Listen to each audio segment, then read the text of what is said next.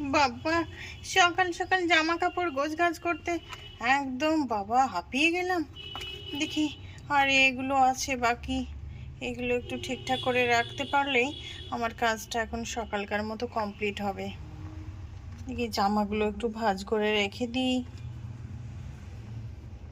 সব অগোছালো হয়ে পড়ে আছে, সব আমি যখন করব ততক্ষণে এই কাজগুলো হবে। তোমার কাজ, তোমাকে আবার কে হেল্প করবে গো? তোমাকে তো এইগুলো নিজে নিজেই করতে হবে নাকি?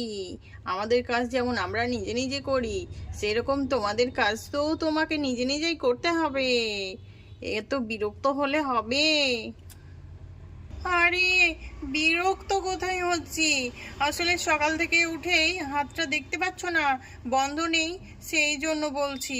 আবার রান্না বান্না আছে তো, তোমাদেরই তো আবার খিদে পেয়ে যাবে, সেই জন্য সকাল সকাল ব্যাগপত্রগুলো একটু গুছিয়ে নিচ্ছি। সেটা তো তুমি দেখতেই পাচ্ছ। এটা তো আমাকেই করতে হবে, আমিই তো করব, বলতেও পাওয়া যাবে না বাবা রে। না না, আমি সেটা বলছি না, তুমি রাগ করো না, রাগ করো না। কাজ করো, কাজ করো, সকাল সকাল আর মেজাজটা গরম করো না। নাও নাও নাও, কাজ করো।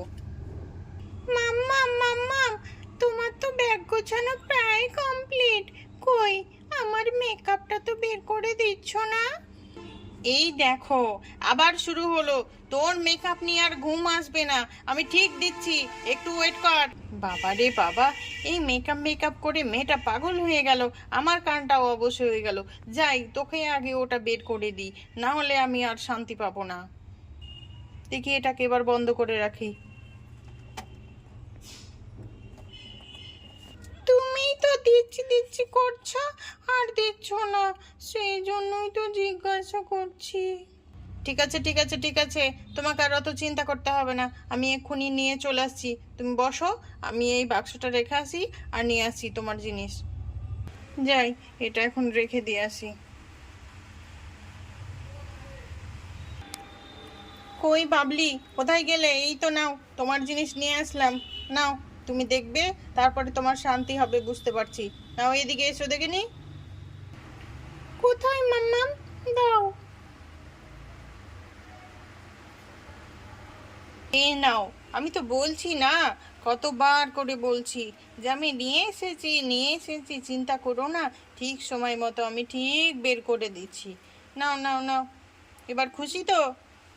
খুব খুশি মামা। নাও, যাও, তুমি এবার সাজুগুজু করো গা বসে বসে।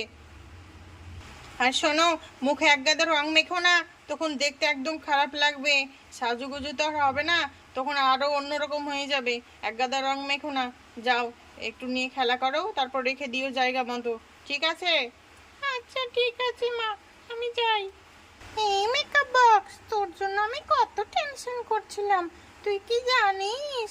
আমার কত চিন্তা হচ্ছিল, মনে হচ্ছিল তোকে বোধহয় আমি হারিয়েই ফেললাম। হুম, খুব খারাপ লাগছিল, তবে এখন আমি খুব খুশি, তোকে পেয়ে গিয়েছি। চল, আমার ঘরে চল।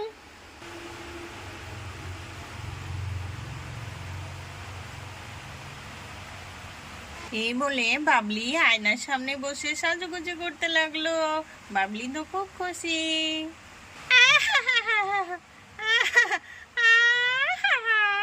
এরে, কি মাখছিস? তোকে তো একদম ভূতের মতো লাগছে রে। এই বান্টি, মিথ্যে কথা বলবি না একদম।